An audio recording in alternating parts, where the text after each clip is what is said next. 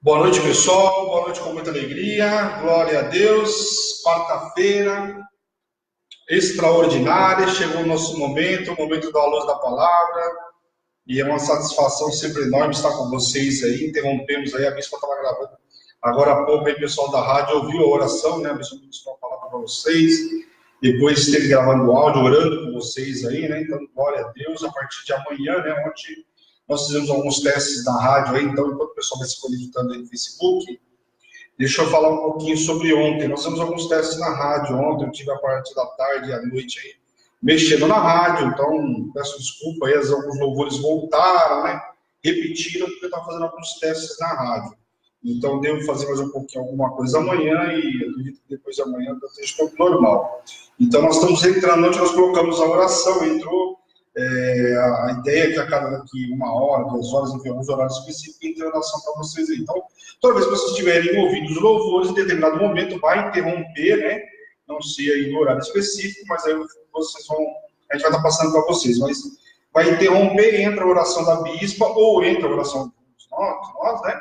Ou a ministração da palavra. Então, durante o decorrer do dia, então agora você vai ouvir também as ministrações no decorrer do dia, não só pela manhã, como a gente interrompe, às vezes que entra com a transmissão da Hebron, a gente interrompe a programação, né, no caso louvores, e entra ao vivo aí na rádio, amém?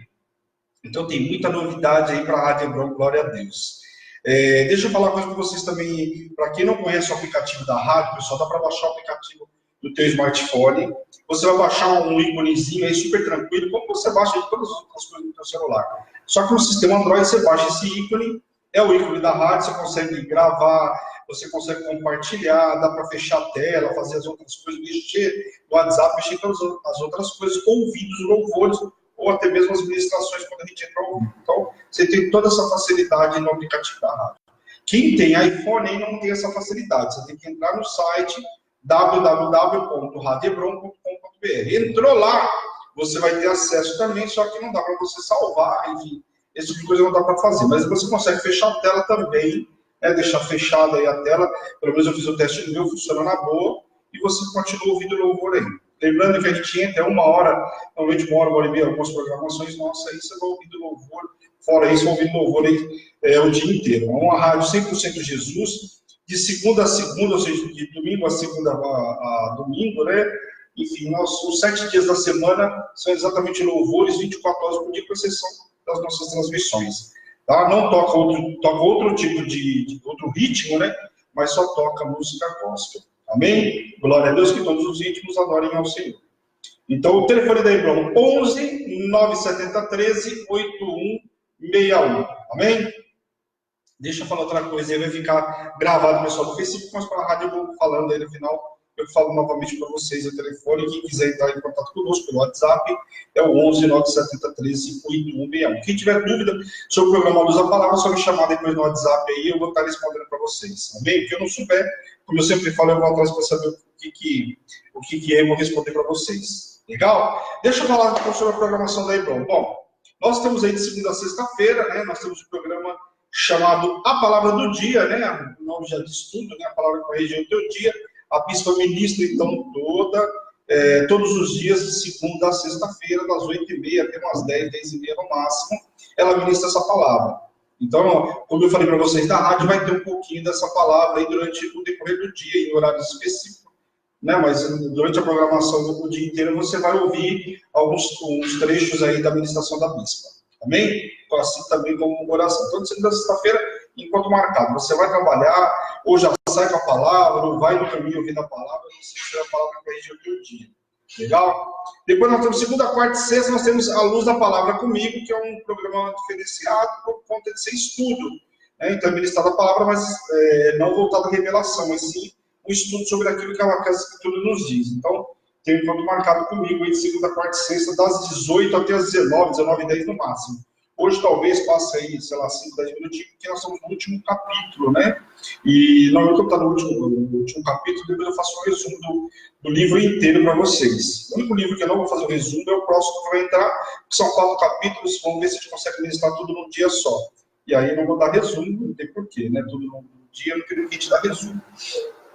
Então, o que acontece? Uma programação é 1 hora, 1h10 no máximo de programação, super tranquilo também, nós vamos lendo devagarzinho, vamos estudando aquilo que a Escritura nos diz. Amém? Então, segunda parte de vocês, eu espero vocês aí. Quem perdeu algum, fica salvo no YouTube, tem no Facebook também, mas o YouTube eu acredito que seja mais fácil para vocês procurarem lá, porque só lá só está vídeo. E no Facebook você tem as publicações que a pessoa coloca, de algumas programações, dos eventos da igreja, ou aquilo que a própria igreja publica.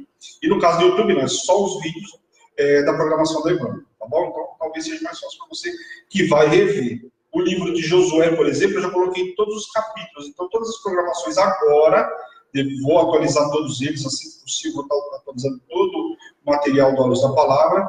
Então, quando você for procurar lá, tem um capítulo que aquele programa específico vai tratar. Então, a partir, eu quero ver se eu consigo fazer isso agora nos próximos dias, aí, em nome de Jesus, eu vou estar reunindo todos a programação da Hebron, desde o começo, desde Gênesis, tá? Mas o livro de Josué já está assim, o livro de Juízes já está assim, então nós vamos atualizar todos eles aí a partir de agora. Amém? Glória a Deus. Depois nós temos de terça e quinta, o que nós temos? Nós temos o Prefiro Crer, um programa de testemunho. Você vem dar o testemunho, são pessoas que estão na Hebron, tem gente até de outra igreja que participa dos propósitos da Hebron, vive os milagres da Hebron e aí vem contar o testemunho, né? Daquilo que viveu, do propósito ou do tempo que está na Hebron. Então, de terça e quinta, sendo terça-feira, o horário é às 19h30, né? Porque o pessoal trabalha, dá tempo de chegar em casa, se programar, pela internet de boa, a gente faz a transmissão simultânea ou vem diretamente para o estúdio e gravamos aqui. Ok? De quinta-feira, não. De quinta-feira, o horário é às 15 horas. Por quê?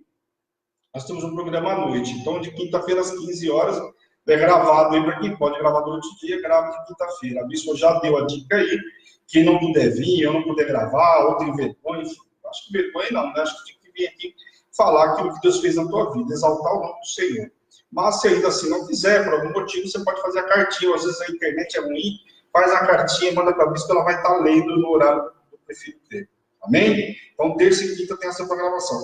De quinta-feira tem um outro programa, às 19h30, que chama-se Mulheres Conectadas em Cristo. É um projeto por um período específico. São 12 quintas-feiras e nós vamos agora para amanhã, né? Próxima quinta-feira, que é amanhã, vai ser gravada a 11ª mulher que a Bispa tem ministrado no Mulheres Conectadas em Cristo. Então, faltam 2 mulheres aí para fechar as 2 mulheres que a Bispa vai estar ministrando. Não sei ainda que vai ser amanhã, a Bispa não deu dica aí, mas se fosse você esperava amanhã aí para receber a palavra. Tem sido grande bênção, a Bispa tem ministrado mulheres aí que viveram o sobrenatural, experimentadas, aquelas que foram transformadas, enfim, cada uma com uma experiência específica aí, a forma como o Senhor tratou, como lidou, como usou essas mulheres como mulheres sábias, né?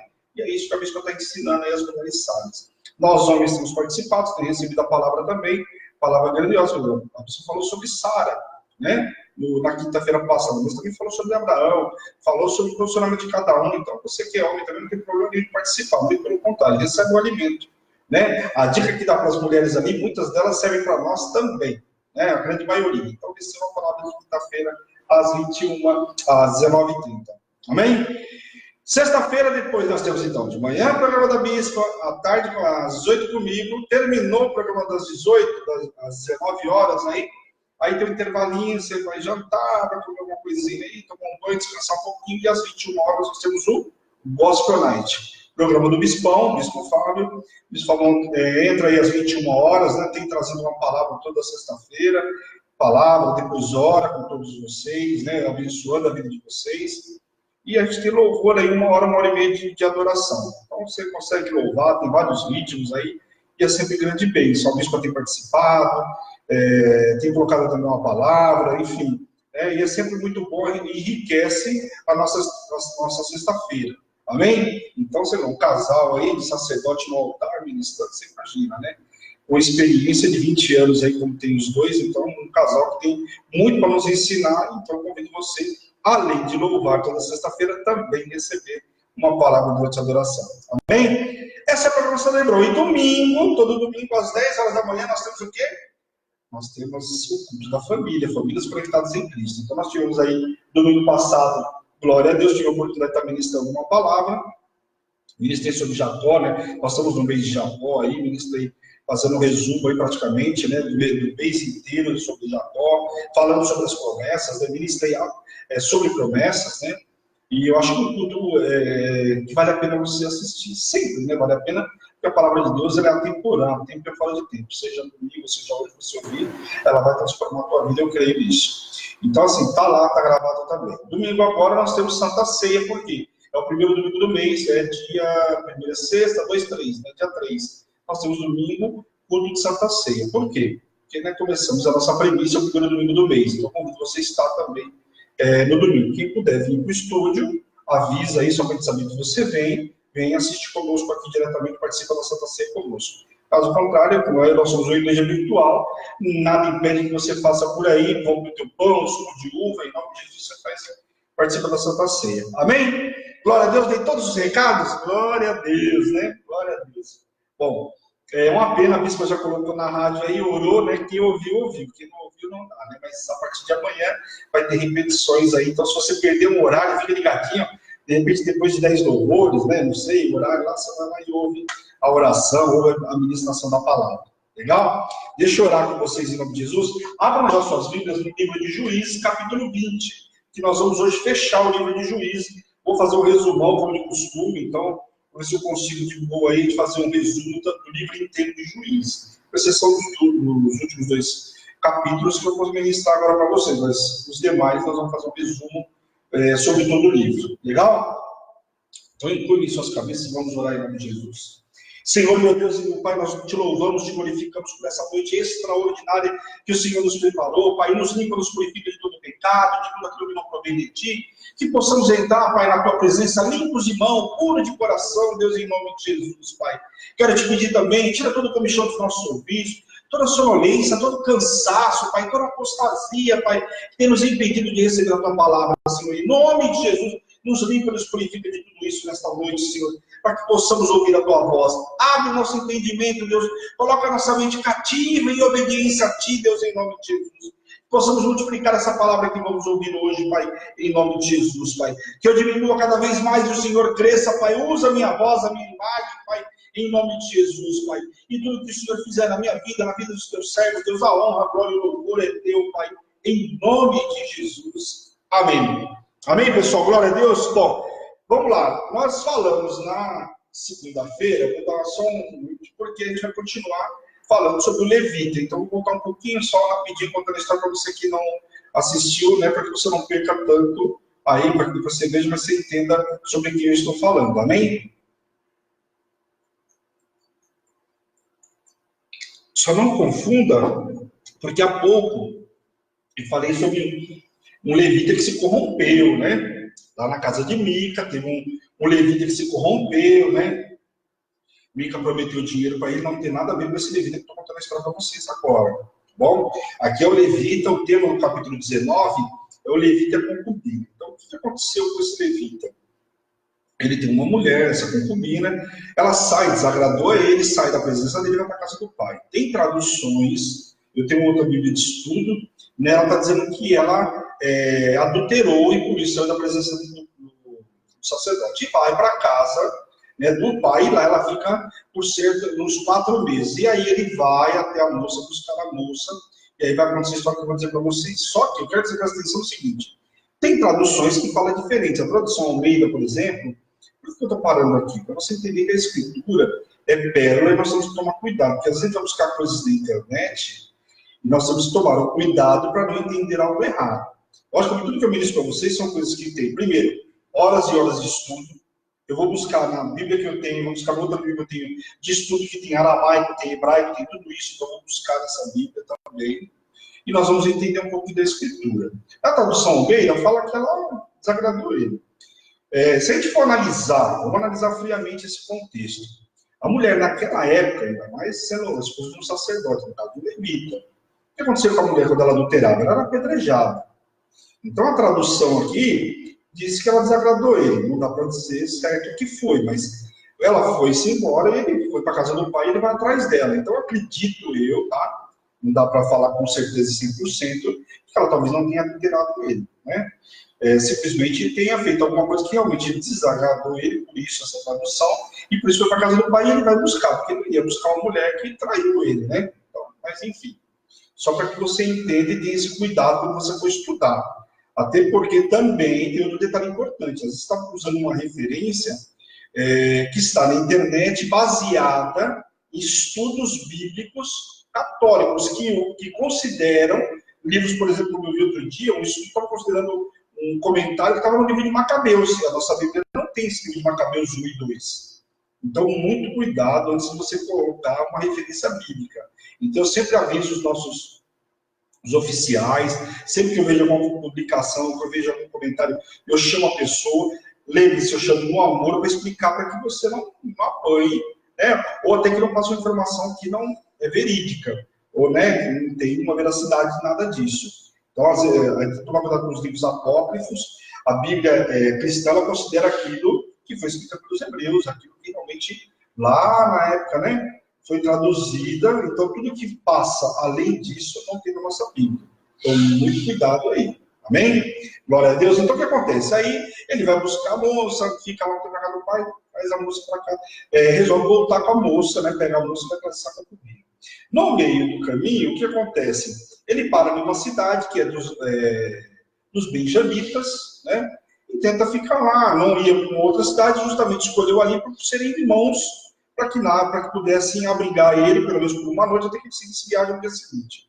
E chega lá, ele fica na cidade, para na praça lá e nada acontece, e deixa ele muito triste, porque afinal ele poderia ter escolhido uma cidade de um povo, vamos dizer, de um outro povo, não vou dizer nem inimigo, mas um outro povo, e ele não foi. Escolheu essa cidade e ficou ali porque ele só precisava pernoitar lá. Só que acontece, ficando nessa cidade, ninguém fez nada por ele. De repente veio um senhor que é de uma outra cidade, mas morava nessa cidade, né? Ou de uma outra origem, mas morava nessa cidade, e abrigou, viu ele lá e abrigou na casa dele.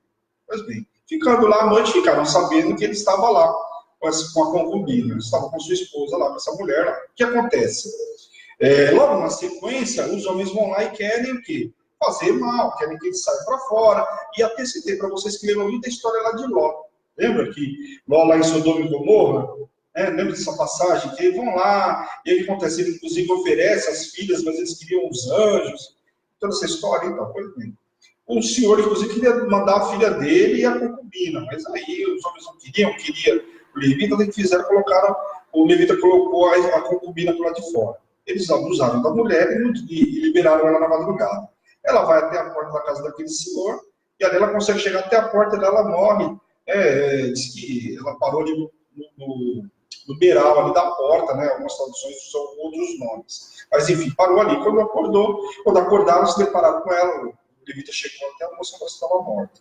E aí o que ele fez? Ele se indignou, pegou a mulher, colocou no cavalo, no camelo, enfim, foi embora para a terra dele. Chegou lá, partiu a mulher em 12 pedaços e mandou, muito provavelmente, na Bíblia diz que mandou para todo Israel, deve ter mandado um pedaço para cada tribo. Demonstrando o que? A insatisfação e o que tinha acontecido. O povo muito se indignou, porque desde saída do Egito, jamais alguém tinha visto algo desse tamanho, dessa natureza. E aí, o povo vai tomar uma atitude, justamente onde nós chegamos hoje. Até deixei um pouco curioso aí, na segunda-feira, sobre essa passagem. Então, para vocês, esperam que o desfecho é um desfecho muito interessante. E que, por pouco, uma das tribos de Israel não foi totalmente dizimada. Presta atenção aí. Então, capítulo 20 diz assim: os israelitas vingam o ultraje feito ao levita. Vamos ler do versículo 1 ao 3. Saíram todos os filhos de Israel e a congregação se ajuntou perante o Senhor em Mispa, como se fora um só homem. Ou seja, o povo estava realmente muito indignado, todos lá como se fosse um só homem, indignado com a situação que aconteceu.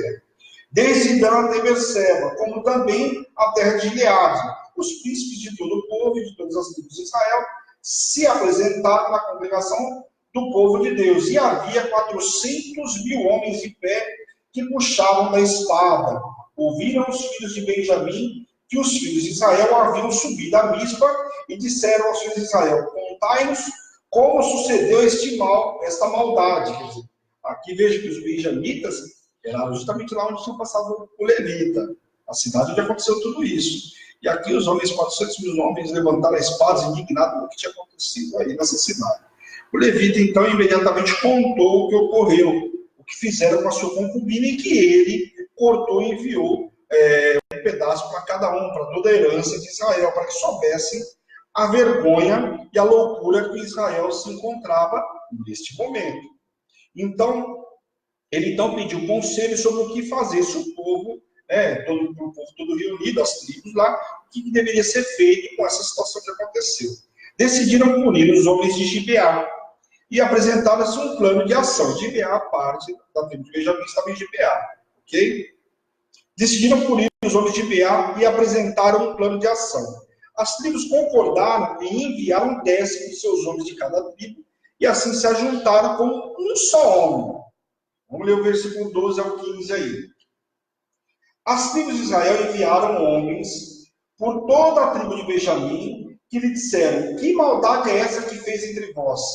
Dai-nos agora os homens, filhos de Belial, os filhos de Satanás, que estão em Gibeá, para que os matemos e tiremos de Israel o mal. Porém, Benjamim não quis ouvir a voz de seus irmãos, os filhos de Israel.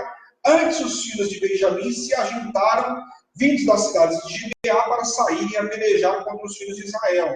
Contaram-se naqueles dias, dos filhos de Benjamim, vindos das cidades, eram 26 mil homens, que puxavam da espada, afora os moradores de Gibeá, que se contavam 600 homens escolhidos. Então, veja que era uma briga, vamos dizer, uma briga bem feroz, porque não estava contando com 400 mil, aqui o outro tinha 600 mil, mais 20 homens de uma cidade só, e assim eles não se indignaram com o que estavam fazendo, se acharam que poderiam lutar contra os próprios irmãos, que estavam vingando aquilo que eles tinham feito. Estão entendendo aí? Os benjamitas não aceitaram a punição, não aceitaram o que tinha feito e resolveram fazer o quê?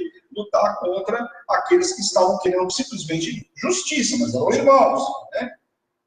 Os benjamitas contavam com 700 homens escolhidos, 700 homens escolhidos, canhotos. Olha o detalhe aí. Uma vantagem, por quê? Porque os seus ataques viriam de um ângulo inesperado. A Bíblia fala que eles eram canhotos, então muito possivelmente estaria uma condição diferenciada para eles. Por quê? Na hora, por mais que o cara fosse um exílio ali, né? O exílio lutador, na hora que vai lutar com o cavalo que é canhoto, ele se espera vir de um lado e na realidade vinha de outro, né? Tinha um benefício a favor deles aí.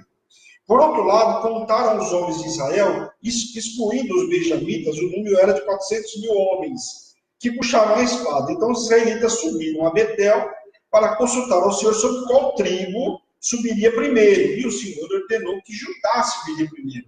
Veja que eles estavam com um número inferior e foram consultar o Senhor de como fazer, mesmo indignado com o que os benjamitas tinham feito com eles, né, ou com o levita. Eles subiram para consultar o Senhor de qual forma iriam fazer. Por quê? O povo era grande exército e subiria sempre uma tribo primeiro para resolver tudo isso. Só que aqui, veja que o Senhor dá a determinação para subir quem? Subir a tribo de Judá, a tribo de Levita, né? A tribo sacerdotal. Então, nada melhor do que uma tribo que representaria o poder do Senhor aí, né? Espiritualmente falando ali, de imediato nessa guerra.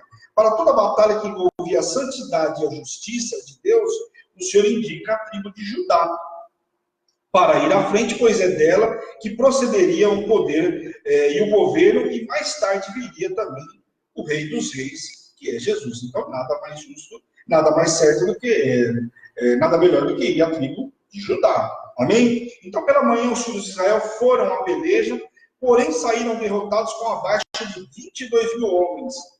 Eles tornaram a perguntar ao Senhor após grande choro, e o Senhor disse que deveriam subir. Veja que eles foram para essa peleja e tiveram uma baixa de 22 mil homens aí. Era uma baixa significativa. Então choraram, né, e perguntaram ao Senhor. Mas a gente sabe que tudo Deus tem propósito. O povo se reagrupou e partiu para a segunda tentativa. Porém, a baixa de mais 18 mil homens. Veja, perderam 22 mil homens, eles se reagruparam, foram novamente e agora perdem mais 18 mil homens. O que está acontecendo aqui? Vamos ver aí, vamos ver do 26 ao 28. Então, todos os filhos de Israel, todo o povo subiram e vieram a Betel, que era o lugar onde, né, tinham armado ali, né, para orar ao Senhor.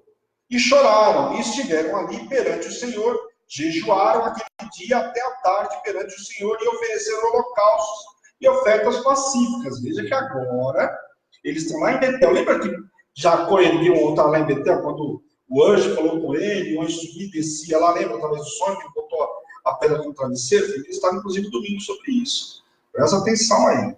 E agora eles vão lá entregar o holocausto ao Senhor por conta dessa guerra que eles iriam.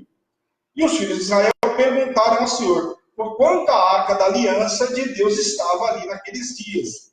E Finéias, filho de Eleazar, filho de Arão, ministrava perante eles naqueles dias, dizendo: tornaremos a sair ainda a pelejar contra os filhos de Benjamim, nosso irmão, ou desistiremos? Respondeu o Senhor: subi, que amanhã eu vos entregar um holocausto. E perguntaram novamente para o Senhor: subiremos novamente? Porque antes tivemos duas baixas, e baixas significativas. Então, acontece, eles voltaram e oraram ao Senhor. E aí o Senhor mandou que eles subissem, que no dia seguinte entregaria os inimigos na mão deles aí. Então, vamos lá. Então, no terceiro dia, Israel pôs emboscada junto a Gibeá, semelhante a que Josué usava contra Ai. Lembra que Josué, quando foi lutar contra Ai, o que ele fez? Ele colocou um povo lá escondido, né, num caminho que não dava ali na baixada, entre Ai e Betel, tá lembrado?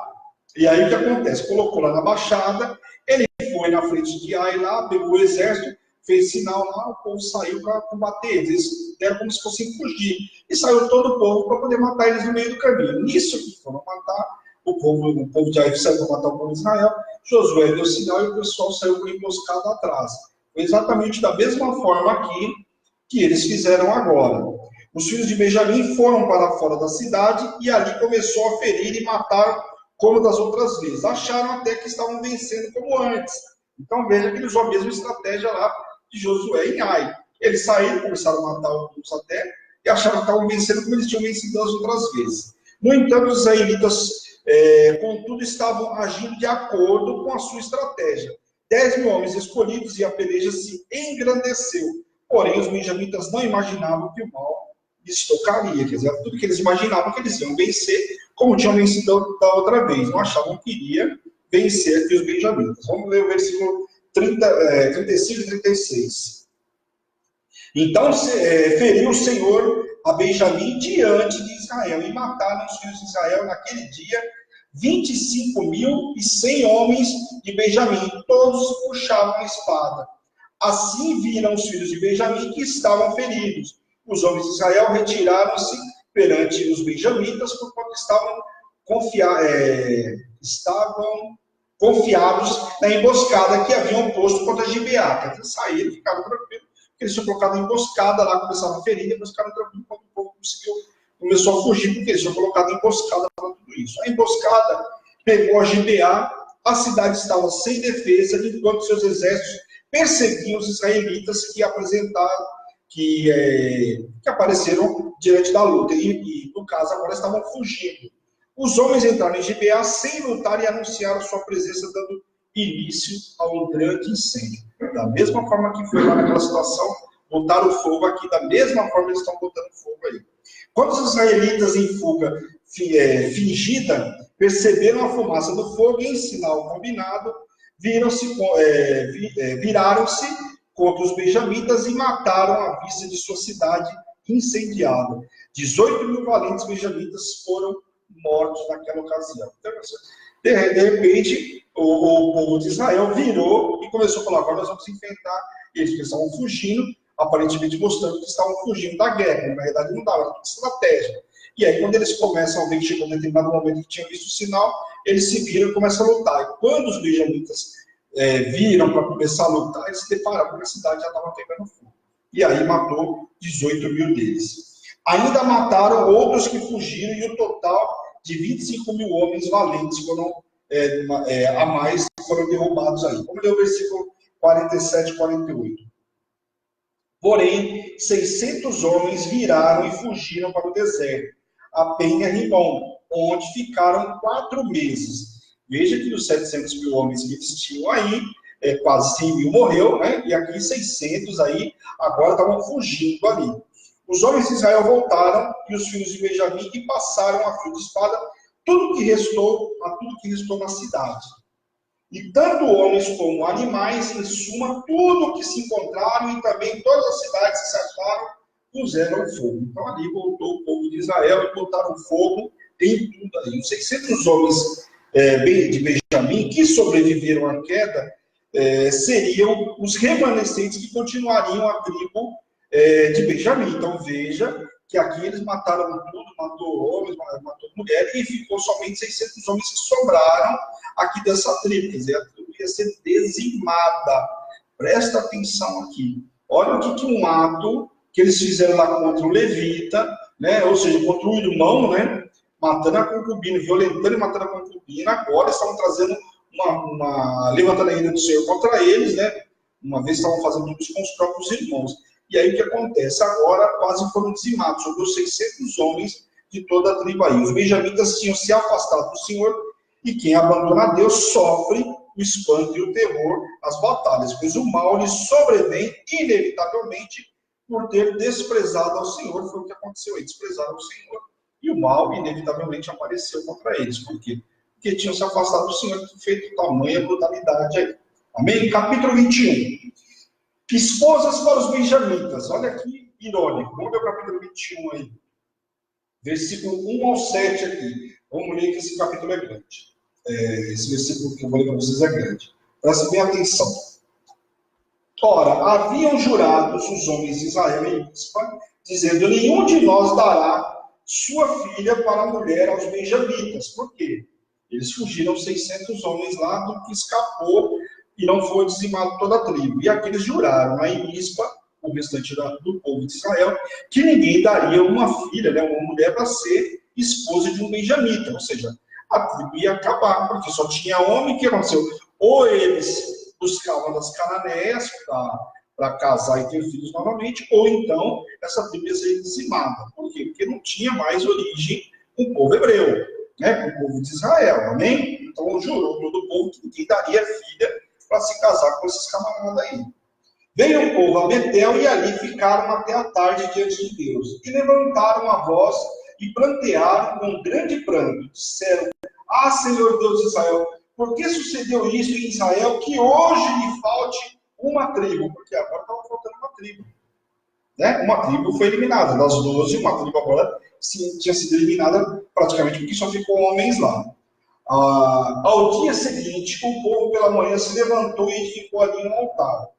Apresentaram holocaustos e ofertas pacíficas. Disseram os filhos de Israel: quem de todas as tribos de Israel não subiu à Assembleia do Senhor, porque se tinha feito um grande juramento acerca de que aquele que não viesse ao Senhor a Mispa, que diziam será morto. Então, olha aqui, eles subiram em Mispa para entregar a oferta ao Senhor, glorificar, agradecer a beleza que tinham tido contra os benjamitas.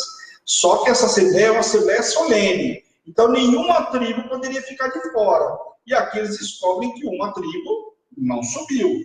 Né? Então, fora Benjamim, que já está com esse problema, tem mais uma tribo aqui, tendo um certo problema. Os filhos de Israel tiveram compaixão de seu irmão Benjamim, né? De seus irmãos de Benjamim, e disseram: foi hoje eliminada uma tribo de Israel. Como obteremos mulheres para os restantes deles? Pois juramos pelo Senhor de que das nossas filhas não lhe daríamos por mulheres. Então aqui agora eles tiveram compaixão dos irmãos benjamitas, mas como que fariam para resolver o problema dos benjamitas, uma vez que eles prometeram não dar mulheres deles para os benjamitas? Então, quer dizer, eles queriam até tentar resolver, dar uma colher de chá para os irmãos benjamitas. Mas o que fazer diante dessa situação agora, sendo que eles também fizeram um juramento para entregar mulheres deles? Presta atenção. Aí o que acontece? Eles tinham jurado que qualquer que se recusasse a vir a Mispa seria condenado à morte. Depois de investigar, descobriram que a tribo de Jabes e Gileade não atendera ao apelo e se reunirem em assembleia. Portanto, 12.000 homens foram enviados contra eles com uma ordem de matar homens e mulheres casadas, mas trazer as virgens ao acampamento de Siló. Olha só. Eles falam: descobriram que a tribo de Jabes e Gileade não tinham ido ninguém para a assembleia, né? Que tinha sido feita ali em Mispa. Então, o que eles determinaram? Pega 12.000 homens, vai lá e mata todo mundo, só que traga, né, homens, mulheres, traga as mulheres virgens dessa tribo. Presta atenção. Qual que é o intuito de tudo isso? Vamos ler o versículo 12 a 15 aí. Acharam entre os moradores de Jabes-Gileades 400 moças virgens, que não se deitaram com homem nenhum, e as trouxeram ao acampamento em Siló, que estava na terra de Canaã. Toda a congregação, pois, enviou mensageiros aos filhos de Benjamim, que estavam na penha em Rimon, e lhes proclamaram a paz. Então foram lá, nós estamos em paz, acabou, já vingamos o que tinha que vingar, colocamos paz aqui em tudo. Nesse mesmo tempo, voltaram os benjamitas e lhes deram por mulheres as que foram conservadas com vida lá de Jabes-Gileades. Porém, esta ainda não lhes bastava. Então o povo teve compaixão de Benjamim, porquanto o Senhor tinha feito brecha nas tribos de Israel. Então o que acontece? Eles foram lá, pegaram o povo que morava em Jabes-Gileades, mataram todo mundo, disseram as mulheres virgens para entregar para esses benjamitas e dar continuidade à tribo de Benjamim. Aqui pegou um povo exclusivo somente dessa cidade de Jabes-Gileades que não subiram para a Assembleia, ok? Quando chegam lá, eles mataram, trouxeram as mulheres, não foi suficiente o número de mulheres para dar para esses 600 homens, então tinha ainda alguma coisa para resolver. Por quê? Não era suficientemente a quantidade de mulheres virgens, no caso aqui, que eles mataram as casadas e coisa e tal, e não tinha mulher suficiente para dar para os camaradas lá. Então os anciões da congregação, como haveria de resolver o problema uma vez que não tinham mulheres suficientes? E nenhuma tribo poderia ser tomada e destruída, né? E como não poderiam dar das suas filhas, uma vez que havia jurado, era preciso arranjar meios de conseguir esposas para eles. Então achou-se uma solução. Qual era a solução? Quando eles viram que não tinha o que fazer, essa tribo não podia ser extirpada. Chegaram à conclusão, então tinha que dar mulheres para eles. As mulheres não eram suficientes. Então o que nós vamos fazer agora para resolver essa situação? Vamos ler o versículo 20 a 23 aí. Ordenaram aos filhos de Benjamim, dizendo: Ide e emboscai-vos nas vinhas, e olhai, e eis aí saindo as filhas de Siló, a dançarem todas saivos das vinhas, e arrebatai dentre elas cada um sua mulher, e ide-vos à terra de Benjamim. Vai lá, as mulheres de Siló vão sair aí para festejar e coisa e tal. Vocês ficam lá no meio, lá escondidos. Quando elas saírem, vocês emboscada, cada um pega uma mulher para si e leva ela lá para Benjamim para que vocês tenham continuidade aí. Seria uma forma de resolver esse problema. Quando seus pais ou seus irmãos vierem queixar-se a nós lhe diremos: por amor de nós, tende compaixão deles, pois a guerra contra Jabes-Gileades não obtivemos mulheres para cada um deles, e também não lhe desses, pois nesse caso ficareis culpados. Assim fizeram os filhos de Benjamim e levaram mulheres conforme o número deles. Das que arrebataram das rodas que dançavam, foram-se e voltaram à sua herança, e reedificaram a cidade e habitaram nelas. Então os filhos de Israel também partiram dali, cada um para a sua tribo, para a sua família e para a sua herança. Naquele dia não haveria, naquele tempo, naqueles dias não havia rei em Israel. Cada um fazia o que se achava mais reto. Amém? Glória a Deus. Então aqui no capítulo 21 acaba o livro de Juízes. Lembrando que esse livro de Juízes, pessoal, é um livro que relata aí, praticamente, segundo os estudos, 350 anos de história. Você vai ver, teve 40 anos de paz, teve 20 de assolação, teve 8 de paz, teve 7 de assolação, teve 80 anos de paz, teve... Então foi um livro que vai relatando assim. Então se passou muito tempo relatando aqui um livro de Juízes. Não tinha rei naquela época, e os juízes eram levantados lá, os profetas, para poder salvar o povo, tirar o povo de uma condição de assolação. O Senhor levantava um camarada lá, e ele fazia: nós vimos Débora, nós vimos Sansão, nós vimos Gideão, Jefité, enfim. E aí Abimeleque, Gideão, que chama de Jerubaal. Então tudo isso nós vimos homens levantados para salvar o povo dessa situação. E aí eles vão colocar um tempo de tranquilidade, com exceção que a gente viu um pouco mais difícil com Abimeleque, que era filho de Jerubaal, filho de uma concubina. Nós vimos uma situação um pouco mais complicada com ele, e depois nós vimos com Sansão também, pelas atitudes que teve. Mas nos demais aí nós vimos Débora, por exemplo, fazendo grandes coisas aí para salvar o povo, juntamente com Baraque, fazer parte do seu exército. Vimos também aí, quem mais que fez também grandes coisas? O próprio Gideão, né? O que era o menorzinho lá, fez grandes coisas, Jefité. Então tem muita coisa aí. Amém? Então vamos fazer agora, como de costume, nós temos 20 minutos aí, dá tranquilamente para a gente fazer um resumo do livro todo. Então, acabamos o livro de Juízes. Sexta-feira, começamos o livro de Ruth. São 4 capítulos. Vamos ver se a gente consegue fazer tudo num dia. Se não der, a gente faz em 2 dias também, não tem problema. Faço 2 capítulos na sexta e 2 na segunda. Mas acredito que tem pra gente fazer os 4 na sexta-feira. Amém? Nem que a gente termine aí 10, 15 minutinhos a mais, né? Mas a gente fecha o livro de Ruth, que é um livro curtinho, que conta a história ali de Ruth, Noemi, uma história muito bonita, e que vai dar origem também lá a Jesus, né? Então, Boaz, né? Coisa e tal. Então, vamos ver aí o que acontece na história sexta-feira. Vamos ver, então, o resumo do livro de Juízes, amém? Capítulo 1. Vimos as novas conquistas das terras pelas tribos de Israel, lembrando que no livro de Josué terminam eles fazendo um mapa da área, que terra pertencia a quem, mas ainda no livro de Juízes ainda tem algumas pequenas guerras para tomar posse de algumas terras que ainda não tinham pego para eles. Estava, embora tivesse já definida, né, geograficamente, mas ainda precisava fazer tudo isso. Então, relata no capítulo 1. As conquistas das terras pelas tribos de Israel. Otiniel, que conquistou as terras de Debir, que fala, né, que casou com as filhas de Caleb. Nós já tínhamos visto isso também no livro de Josué, que repete aqui no Juízes, no capítulo 1. Relata as terras não conquistadas, né? Então, vai falando sobre as terras que o povo não conquistou. E a gente sabe que a história diz que eles, toda a terra de Canaã não foi totalmente conquistada, que existiam mais terras para conquistar. Porém, o povo, né, talvez tivesse perdido mais tempo do que deveria. Muito possivelmente, até por conta de que não mataram todos que tinham que matar, deixaram alguns ficar no meio deles, então tudo isso tenha gerado toda essa situação.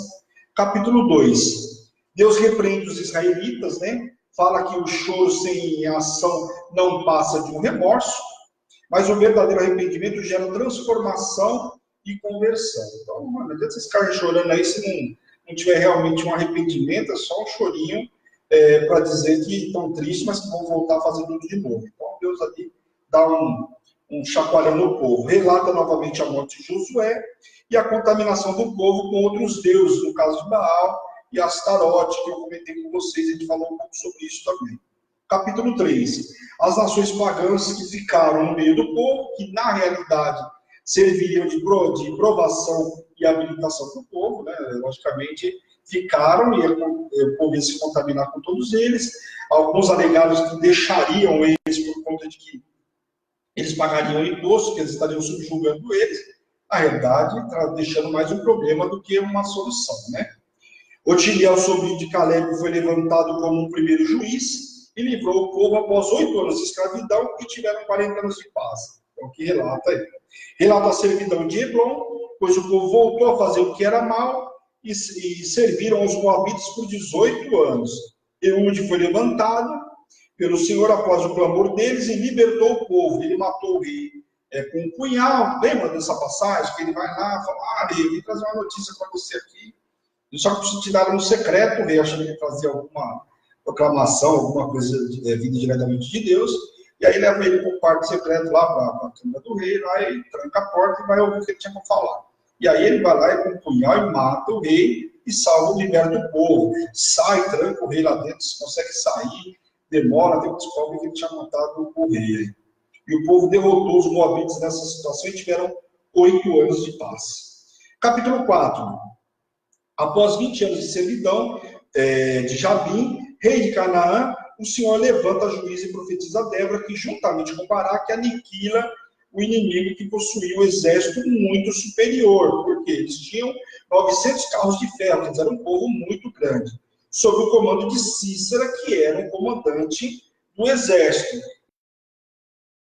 A gente vê que Baraque fala que só ia para a guerra se a juíza Débora fosse com ele, né? Ele queria a presença da profetisa, ele queria a parte espiritual junto com ele. E ela vai falar, também a honra não vai ser nem tua nem minha, vai ser de uma mulher. E aí Jael, que é uma mulher, mata Cícera, que é um general. Ela vai lá, ele chega lá, e esse povo onde morava Jael tinha uma certa cordialidade com o povo do rei Jabim naquela época. E aí ele vai pedir abrigo lá, porque eles tinham uma certa aliança, pelo menos um certo conforto. E aí ele vai até lá e vai falar, não, vem aqui, entra aqui. Ele falou assim, alguém perguntava, fala que você não me viu. Ela vai dar um leitinho pro cara, prepara ele, quando ele deita lá, ela vai lá e pá, estava no sono profundo, vai lá, uma estaca, né? Diz ali que ela pegou para o serviço de amarrar lá a tenda, vai lá e pumba. E vazou o crânio que perfurou até na terra. E ela mata, então, um general importante naquela época. Hein? Então, imagina, ainda mais um homem ser morto por uma mulher naquela época, foi morto por uma mulher, a mulher que vai na investida numa guerra contra ele é outra mulher também, então, algo interessante. O capítulo 5 conta a canção de Débora e de Baraque, né, com relação à vitória que ela teve com o povo de Israel, e aí é um cântico, né, louvando e glorificando ao Senhor quanto a isso. Capítulo 6. O povo, após 40 anos de paz, é oprimido pelos midianitas. Por 7 anos, o povo clamou ao Senhor, que levantou o quê? Levantou a Gideão. Então, o povo depois é oprimido, tudo de novo. O livro é sempre assim. O livro de Juízes é assim. O povo anda bem, tem 40 anos de paz, esquece. O Senhor se decide de novo, e aí o Senhor vai lá e entrega na mão do inimigo, eles são oprimidos por longo tempo. Então aí chama-se o Gideão, menorzinho daquela casa, por que eu vou, né? O povo clamou e o Senhor levantou o Gideão. Gideão teve algumas experiências com o Senhor. Por quê?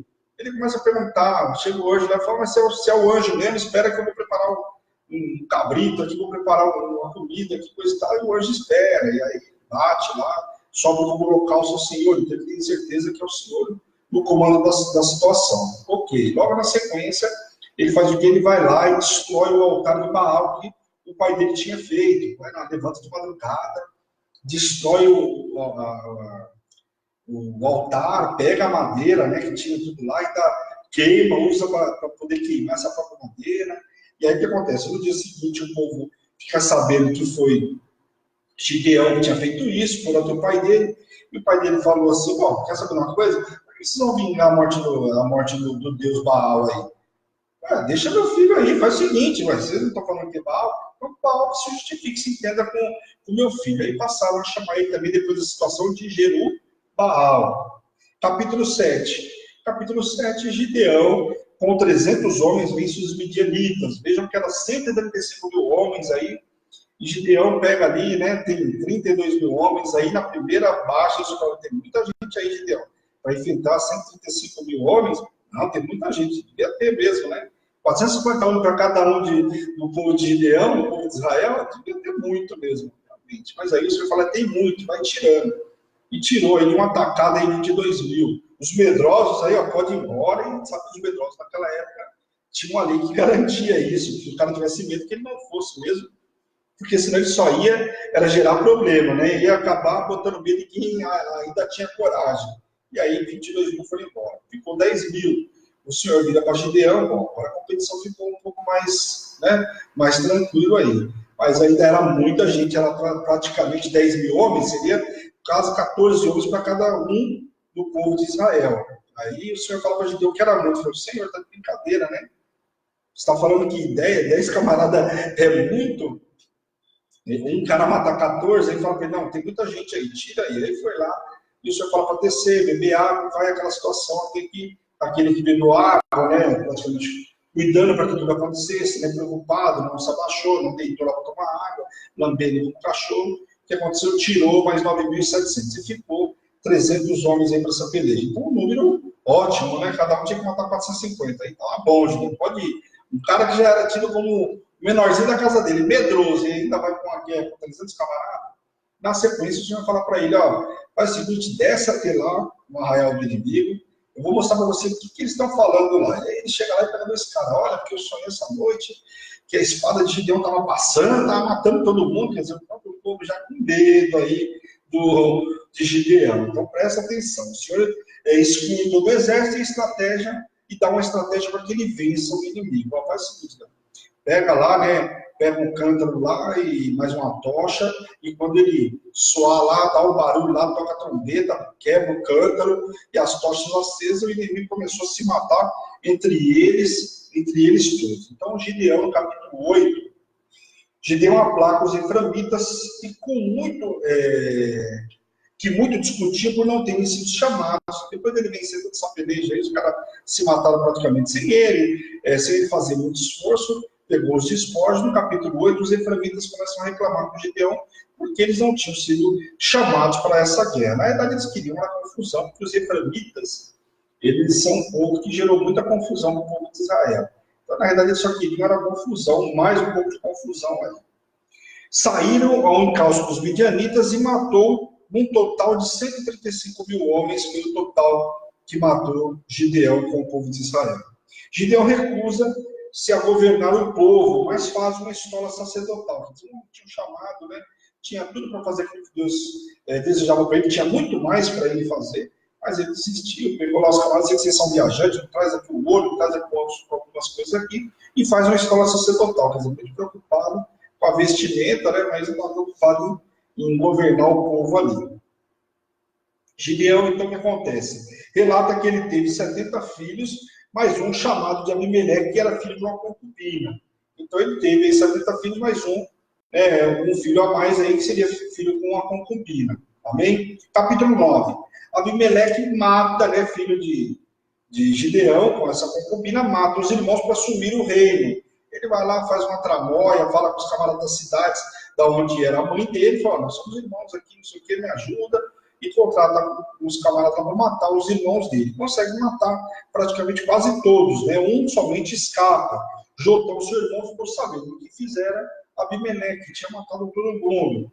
O povo de Siquém chegaram a fazer aliança com o povo de Gaal, na tentativa de vencer Abimeleque, mas não tiveram êxito. Então, o povo de Gaal chega na cidade, faz uma aliança, começa a especular sobre a vida de Abimeleque, tenta matar Abimeleque, mas o que acontece? Não consegue matar Abimeleque e vence esse povo de Gaal, sai de lá, né, tenta se abrigar novamente e tem que sair fugido. E logo na sequência fala que Abimeleque é morto por uma pedra lançada do alto por uma mulher, né, que ironicamente ele pega, vai tentar matar o povo lá, e uma mulher que está lá no moinho lá em cima, ela joga uma pedra, acerta a cabeça do crânio dele. E ele não morre, mas aí ele pede para o camarada, me mata, porque eu não posso ser morto pelas mãos de uma mulher, que naquela época era bem complicado, né? Então isso é o que acontece no capítulo 9. Capítulo 10. Aí capítulo 10 começa falando que Tolar e Jair foram juízes de israelitas, né, naquela época. Tolar julgou 23 anos e Jair julgou 22 anos. Ou seja, aqui julgou tempos de paz. Depois voltaram a servidão por 18 anos de opressão. Capítulo 11. Apesar de Jefité, aí entra a história de Jefité. Sendo filho de uma prostituta, não queriam ele na cidade, os irmãos expulsam ele. Tiveram que se arrepender, se render a ele, que levou o povo, né? Ou seja, o pai dele, Gileade, era pai de Gileade, que era pai dele, né? O que acontece? Os irmãos expulsaram ele pelo fato de ele ser filho de uma prostituta. Ele vai embora, e aí o povo não consegue vencer a peleja. Só tem um camarada que pode ajudar a gente. Vão atrás dele novamente. Ele fala, bem, eu volto e vou para essa empreitada. Desde que vocês se comprometam de que eu serei honrado, serei colocado no lugar de destaque, coisa e tal. Na sequência começa o diálogo, então, de Jefité com os amonitas, para que ele tentasse apaziguar essa guerra. Os amonitas acusaram ele de ter roubado as terras deles. Jefité deixa claro que foi Deus que havia dado a posse dessa terra, e que eles tiveram até tempo depois disso. Isso era uma história lá atrás, né, que Deus deu para eles. O povo de Deus até ficou na terra, outros povos se apossaram, eles não brigaram com esses povos que estavam na terra, e só agora estavam reclamando dessas terras. Então, Jefité falou, vocês estão de brincadeira. Só que fica nesse tempo todo, fica a mensagem que vai para lá, a mensagem que volta para cá, é a história de Jefité com eles, com relação a essas terras. Jefité faz um voto ao Senhor, que se o Senhor desse vitória a ele nessa guerra, ele entregaria a filha dele, né, ou ele entregaria aquilo que saísse primeiro da casa dele em holocausto. E aí acontece uma situação bem complexa aí, que quando ele teve vitória nessa guerra aí, né, de toda essa confusão com os amonitas, sai justamente a filha dele, filha única. E aí o que acontece? A filha chorou, rasgou as vestes, a filha acabou de ter uma vitória, está rasgando as vestes. Aqui naquela época sabia que o sinal de rasgar as vestes, o cara estava muito sentido com a situação. Então o que acontece? A filha pergunta, pai, o que aconteceu? Tipo assim, você acabou de vir uma vitória e está rasgando as vestes, o que aconteceu? E aí ele conta para ela que ele tinha feito um voto, ela falou, é o seguinte, deixa eu ficar um tempo com as minhas amigas lá, se curtir, né? Uma deprê aí, por enquanto de entrar em mim. Eu falei que aí depois a Bíblia relata que ela não dormiu com nenhum homem, né? ficou virgem por todo o tempo da vida dela. A Bíblia não relata muito mais sobre ela. Mas fala que os judeus, tem um tempo que os judeus comemoram isso, por conta desse voto feito por Jefité. Então tem uma história dos judeus, aí não vem ao caso aí, amém? Capítulo 12. Jefité enfrenta os eframitas, que era uma tribo usada como instrumento de divisão entre as tribos. Os eframitas, olha, eles geraram confusão por muitas vezes. A gente vai ver esse relato de confusão deles. Na ocasião, eles queriam justificativo de Jefité não ter chamado eles para a guerra. Jefité juntou-se então os homens de Gileade e saíram para essa peleja. Jefité, o gileadita, julgou Israel, aí venceu essa peleja, ele julgou Israel por 6 anos.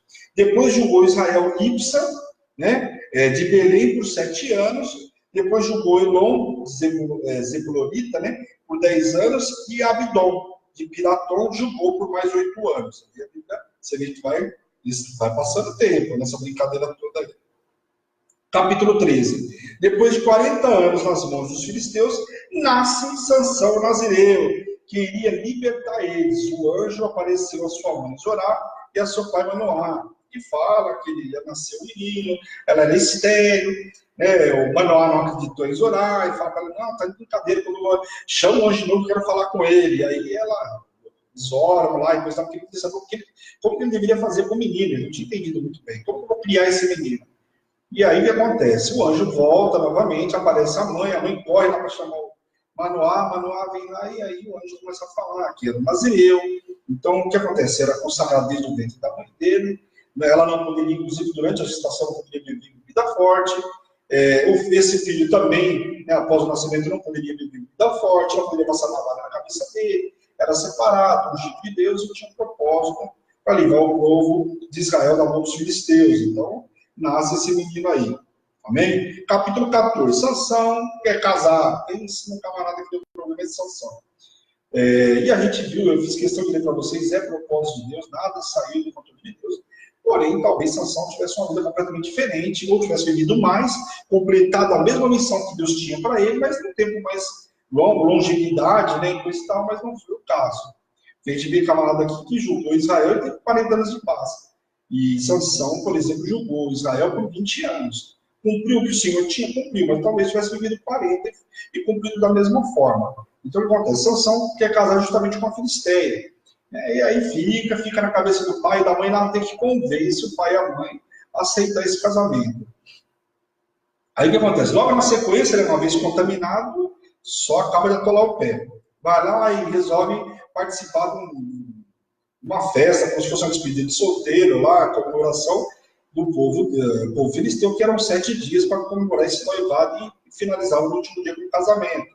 E aí ele vai lá, ele prepara uma festa, que era o costume da mulher. E aí aquilo que ele não podia fazer, uma vez que estava casando com a Filisteia, que não era propósito, pelo menos era propósito que ele deveria fazer. Mas era propósito de Deus, mas se cumpriu, ele casou com a Filisteia. Ele se preparou para casar com essa Filisteia. Faz uma festa que era costume da mulher, junta um monte de camarada lá e começa a beber, que ele também não poderia beber. Né? E Sansão dá um enigma para esses camaradas, que nessa caminhada, quando ele desce para essa festa, no meio do caminho ele mata lá um leão, como que mata, como que parte o papel no meio. Né? E aí acontece, depois no dia seguinte ele volta lá para ver a carcaça do animal e chega lá, tem um favo de mel. Ele pega esse favo, come, dá para os pais e coisa e tal, mas não fala o que tinha acontecido. E aí ele conta um enigma relacionado a esse leão e a esse mel. E aí os camaradas tinham os dias, os 7 dias, para resolver. Senão eles tinham que dar 30 roupas festivais lá para Sansão, ou caso contrário, se eles decifrassem, Sansão faria o oposto, daria as 30 peças para esses 30 camaradas lá. E aí o que acontece? Curioso, porque a mulher começou a perturbar ele, o povo ameaçou de matar ela, a Filisteia, para que ela descobrisse o enigma. Ela foi, tentou, tanto falar na orelha dele, no último dia ele já não aguentava mais, então ele contou o que era o enigma, e os homens descobriram. Ele, por outra vez, sabia que ninguém sabia, tinha conhecimento desse caso. Então não tinha como eles decifrarem isso. O que ele fez? Ele vai lá, ficou furioso, largou a mulher e foi-se embora. E a mulher foi dada para outro camarada, possivelmente um padrinho da festa, enfim, os camaradas que estavam lá. Capítulo 15. Sansão foi reaver a sua esposa. Baixou a poeira, Sansão estava mais calmo, foi lá para reaver a esposa. Chegando lá, a futura esposa, na verdade, não tinha concretizado o casamento. O pai dela falou: você foi embora, eu falei nervosinho a ele, e era um outro camarada, possivelmente um padrinho. Só que faz o seguinte: eu tenho uma outra filha aqui, mais nova, muito mais bonita, pega ela que tá tudo resolvido. Sansão não gostou do que ele fez. Vai lá e queima toda a plantação do pai da moça. Né?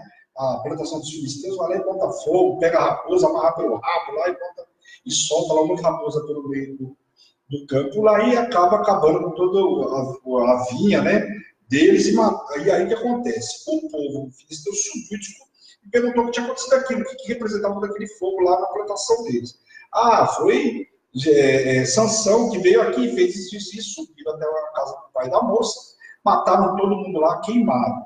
Sansão, por sua vez, ficou muito irritado, não achou justo. Achou que o que estavam fazendo era muito maior do que o que ele tinha feito, botando fogo, foram lá e mataram, que era muito mais complicado do que tinham feito. Aí começa aquela peleja toda. Porém, o que acontece? Os homens de Judá estavam tendo problema com os filisteus. Sansão, em vez de fazer o que tinha que fazer, não, ficava cuidando de desejos carnais dele para tentar resolver desejos carnais, né? E aí o que acontece? Sansão faz o quê? O povo de Judá fala: melhor, mesmo precisa te entregar. Aí ele falou: eu até vou para fazer igual para vocês, só que vocês não me matem, não seja covarde, porque não tente me matar, porque senão, logicamente, ele ia fazer uma carnificina. E aí amarraram ele e entregaram para os filisteus. No meio do caminho, ele pega lá uma queixada de um jumento e pá, mata mais de 1000 homens aí. Então, olha a situação.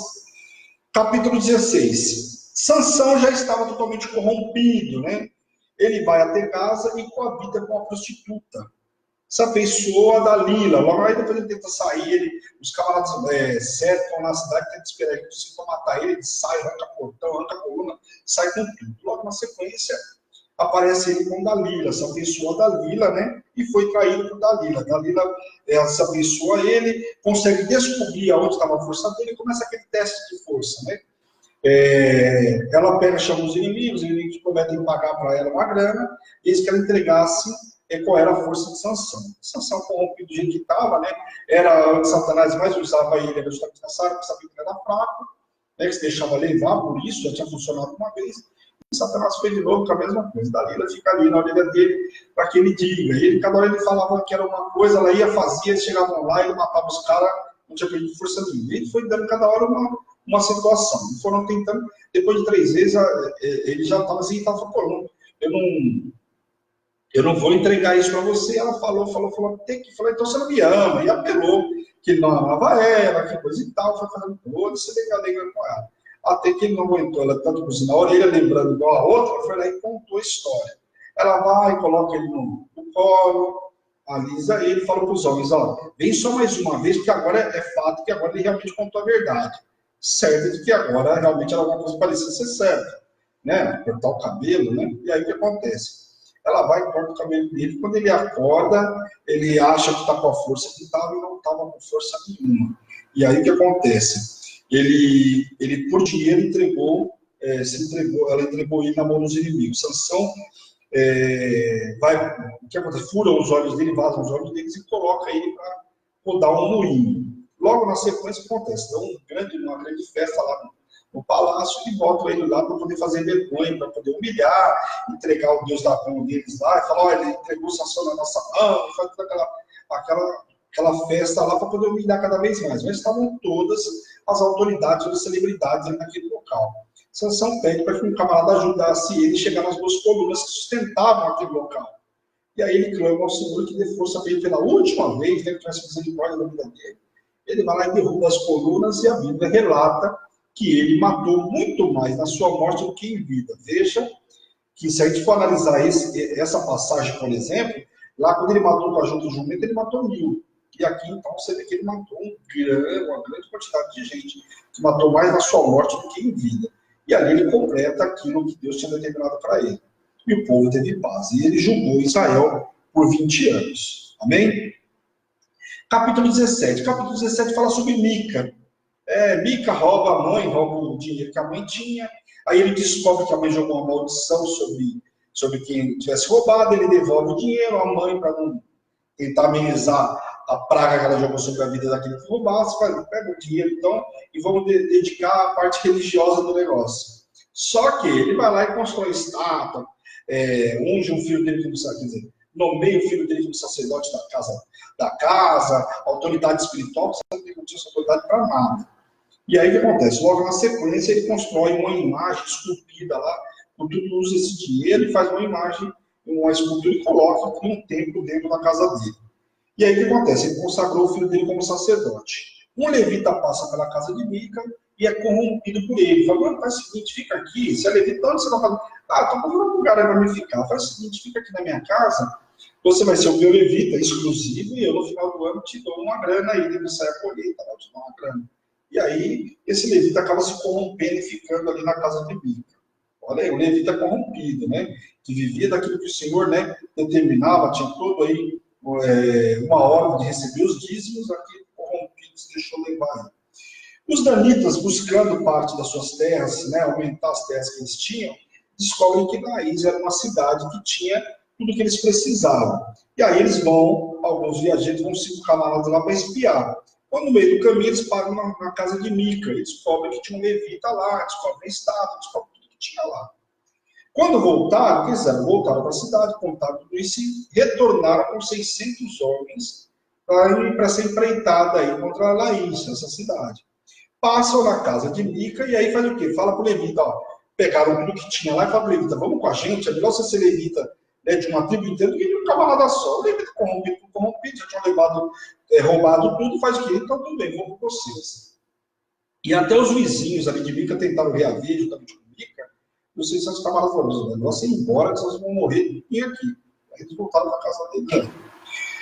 Aí capítulo 19 é a concubina, né? Levita é a concubina que eu comecei falando, ministrando para vocês sobre isso. E aí capítulo 20 e 21 nós ministramos hoje, mas eu recapitulei o capítulo 19 que fala sobre o levita e a concubina. Amém? Glória a Deus, pessoal. Então terminamos o capítulo de Juízes aí, como de costume, fiz um resumão aí.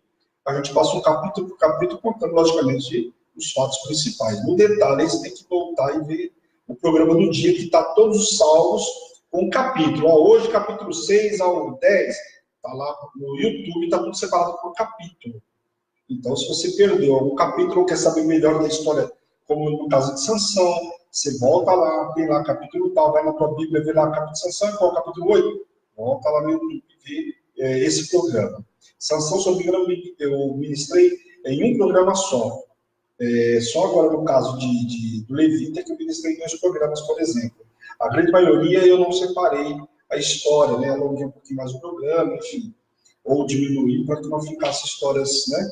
Então você pode ver aí, toda a programação está no YouTube, em nome de Jesus. Amém? Glória a Deus. Bom, sexta-feira a gente começa capítulo novo, capítulo de Ruth. Então, são 4 capítulos curtinhos. Então, eu acho que a gente consegue ministrar todo ele na sexta-feira. Eu espero vocês sexta-feira para a gente ser ministrado sobre o livro de Ruth, em nome de Jesus. Glória a Deus, pessoal. Obrigado aí por estar conosco aí. Você possa compartilhar isso que está no Facebook, possa compartilhar no YouTube, enfim, que você compartilhe em nome de Jesus. Amém? Eu quero orar com vocês agora e abençoar a vida de vocês por essa hora que estiveram aqui na presença do Senhor, evidentemente, que souberam instrumento na mão do Senhor, mas estiveram na presença do Senhor, recebendo esse estudo extraordinário. Tenho certeza que, como tem edificado a minha vida, tenho estudado para ministrar vocês, tenho certeza que edificou a sua vida também. Você vai aumentar o teu conhecimento. A Bíblia diz, né, o profeta Oséias fala que a gente peca por falta de conhecimento. Não vamos pecar, mas falta de conhecimento. Agora nós vamos conhecer as Escrituras. Amém? Glória a Deus. Senhor, meu Deus e meu Pai, nós queremos te louvar, te glorificar por essa noite extraordinária que o Senhor nos preparou. Obrigado, Senhor, por esta 1 hora na tua presença, pela essa palavra que nos foi ministrada, Pai. Que possamos compartilhar com os nossos irmãos, Pai, em nome de Jesus, Pai. Eu te peço também, Senhor, toca cada um que viu online agora conosco, aqueles que vão ver na retransmissão também, Senhor, da mesma forma, toca, cura, liberta, restaure a vida do teu povo, Pai, em nome de Jesus, Pai. Eu te peço também, Senhor, em nome de Jesus, Pai. E eu envio os teus servos para a noite cheia de extraordinária, cheia de poder, unção e autoridade, em nome de Jesus. Amém. Amém? Que você tenha uma noite extraordinária aí, em nome de Jesus. Amanhã, 8h30, palavra do dia com a bispa aí. Espero vocês. Amanhã tem Prefiro Crer, amanhã tem Mulheres Conectadas em Cristo, amanhã a agenda está cheia, espero vocês logo cedinho para passar o dia conosco na Hebron. Amém? A rádio, fica acompanhando a programação da rádio amanhã, tem bastante novidade. A partir de hoje já começou novidade na rádio, todo dia vai ter um pouco mais de novidade. Eu convido você a ficar sintonizado aí, né?